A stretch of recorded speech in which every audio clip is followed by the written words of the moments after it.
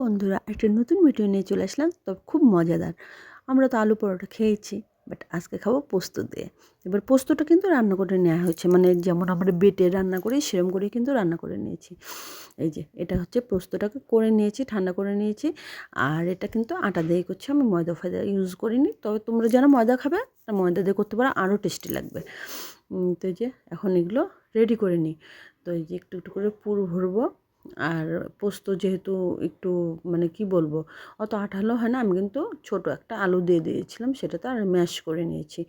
তো এইভাবে সবগুলো একটু একটু করে বানিয়ে নিই, তোমাদের জন্য শেয়ার করছি। আর সবাই কিন্তু ট্রাই করো, এটা না হ্যাপি হয়েছিল, মানে কি বলবো, দারুণ হয়েছিল। খেয়ে দেখো, ভালো লাগবে।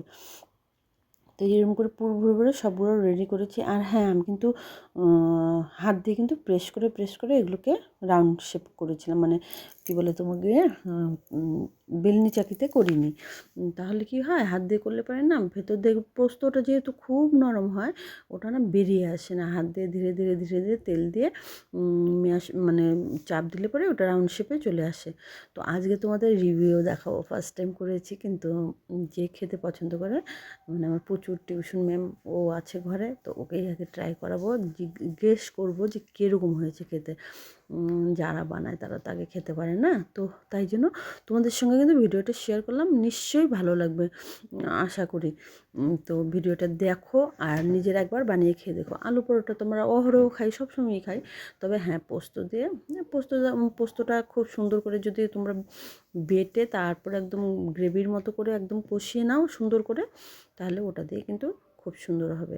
তো আমি এভাবে সব কটা বানিয়ে নেবো আগে, কারণ বেশিক্ষণ রাখা যাবে না। তো বানিয়ে নিয়ে তারপরে হাত দিয়ে প্রেস করে এই যে এইভাবে করে নেব। আগে এই পিঠ ও পিঠ একটু সেঁকে নেব, তারপরে এটাতে সামান্য একটু তেল দেবো। ওই তেল আর কি, আমি সর্ষের তেল খাই, সেটাই ব্যবহার করব, সাদা তেল আমি খাই না। মানে আমার ঘরে সাদা তেল বলো, চিনি বলো, এই যে ম্যাডামকে দিয়েছিলাম। তিন্নি কেমন লাগছে গো? খুবই ভালো খেতে, নতুনত্ব একটা জিনিস, আপনারা ট্রাই করতে পারেন। ভেতরে ডাল পুরি যেরকম হয় একটু সেম, জাস্ট ভেতরে পোস্ত দিয়ে পুর দেওয়া। আর হোমমেড জিনিস অলওয়েজ গুড, ডেফিনেটলি ট্রাই।